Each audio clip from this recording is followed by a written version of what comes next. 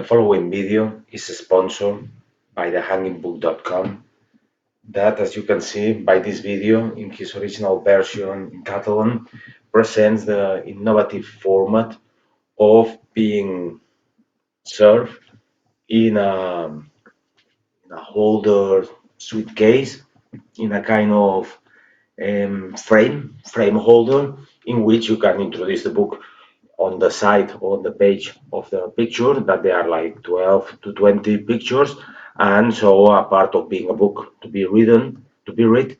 So also it's a decorative object or a decorative frame, picture frame, multi-picture frame for your home, for your room, or for the office. And well, so now we go with we began this video with a proposal by Josep Godai. That was a kind of fusion of rationalist flat surfaces with this touch of Quattrocento, Italian Quattrocento. Then we saw this very easy cubic architecture with no openings, but with this work of sgraffiato. And here, this third building, that would be another of the trends that they were developing this time. That in this case, we, as a way to define, we could make a summary in something that would be neo-eclecticism. Eclecticism, remember, that is a way to make something out of different pieces of different periods and even of different civilizations. Neo-eclecticism, and I say new eclecticism, because the real eclecticism, it was more from 1860s, 1870s, and apart also mudejarist, neo-eclecticism, mudejar style. And what was mudejar? Mudejar was the style that it was developed by the Muslims from 13th, 14th century in places in countries like Aragon, Castilla, Andalusia, where they were conquered by Christians. The Christians, obviously, they didn't want to get rid. Sometimes they were quite savage, but after the first period of the conquering of this Muslim land, that there were some massacres, they learned that if they kill the people, obviously then the economy doesn't work. They don't have peasants, they don't have builders, for example. And in the second wave of conquering, for example, by the Aragonese or by the Castilian, then normally they respect the population. And in the Muslim countries, there was a great tradition of builders, and especially they knew how to make the most of brick. In places, for example, the famous bell tower of the Cathedral of Sevilla, La Giralda. Then some centuries later, by 19th century and early 20th or first third of the 20th, in Spain they really like. It was a kind of regional architecture. For Catalonia, it was not especially fitting, but let us remember that in this time it was a dictatorship that the Catalans were suffering, as we were, and then part of Spain. And this dictatorship, it was very Spanish nationalist. And they said, we have to create a Spanish look. And it had to be from the real Spain, so from the area of Castilla, Andalusia, and despite it was something not really fitting for Catalonia, so they imposed it. But at the same time, it's eclectic because, as we can see, there are elements, for example, on the front. On the front would be like a classical entrance with these pilasters and then these brackets supporting the the balcony that actually doesn't match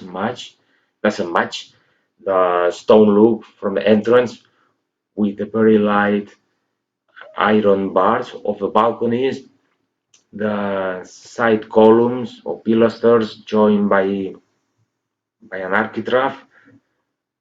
Then also this architrave opening or architecture you can see on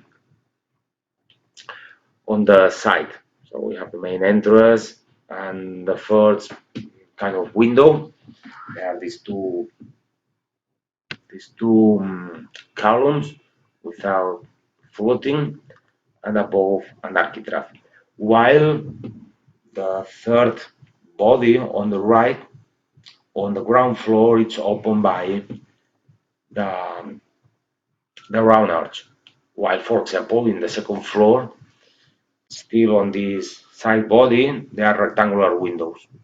But then look in the central body that makes the chamfer, the windows they are crowned by this Gothic arch, pointed arch, while the blind windows from the third floor they are round arches, as would be a palace from the Carolingian architecture, like for example in Aquisgrán in Aachen, and then all is crowned by these cornices, this kind of triangular shape cornice, and then on the top this kind of a square, as for example in Flanders, Germany, North Germany, Holland, even in England from the time of the Tudors.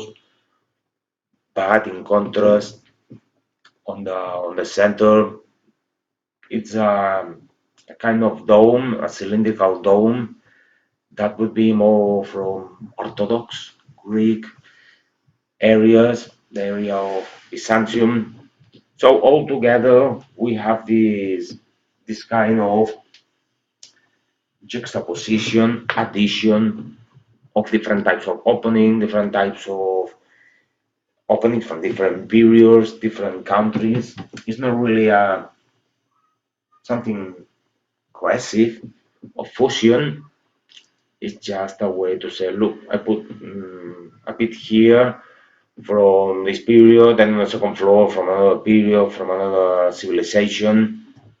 That's what makes it quite um, an ownership building, though it's also true that there is an element of cohesion that is this look as would be something Arabic or something Oriental.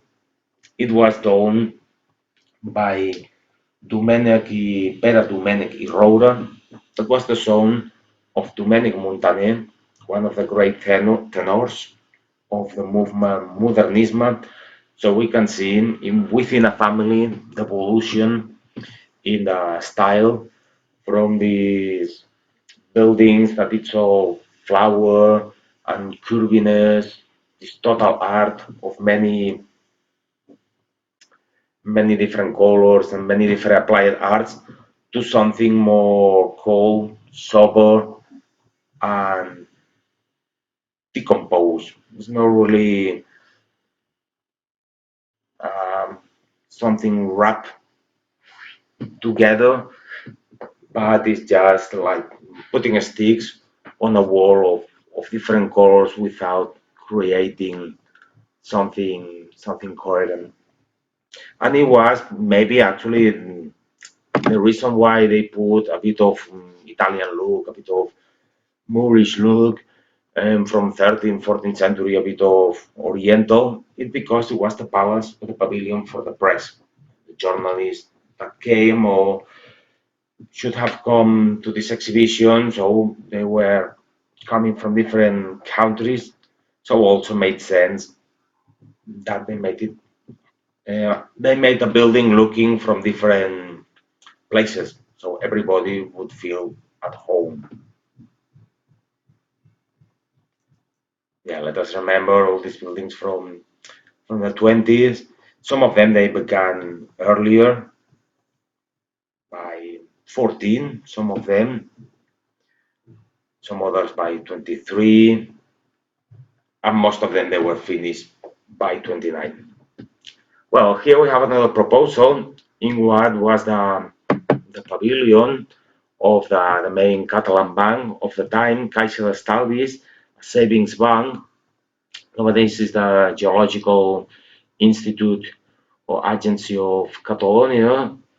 Here in this first level, giving entrance to this side ramps, we have this little kind of ara or temple as a close Arc de Triomphe with these pilasters of Corinthian order on the top, this entablature, again with this architrave and the frieze, this middle flat surface, long flat surface, and on the top, this cornice and different plants progressively going out, and with this characteristic denticulum or dentil from the Ionic Corinthian order in the middle, a kind of goddess that probably also was serving as an allegory of the beauty of Barcelona, for example. In a recent restoration, they show the real Mother Earth or Mother Rock or Earth, because actually above there are these specialists, these scholars, and these offices of and research rooms of geologists. So it really fits in this very classical or new Renaissance look that on the bottom we have this base of earth. The gardening also is quite interesting. It was made or lit the walls by Forestier. You could see also on the sides these crowns of bay leaf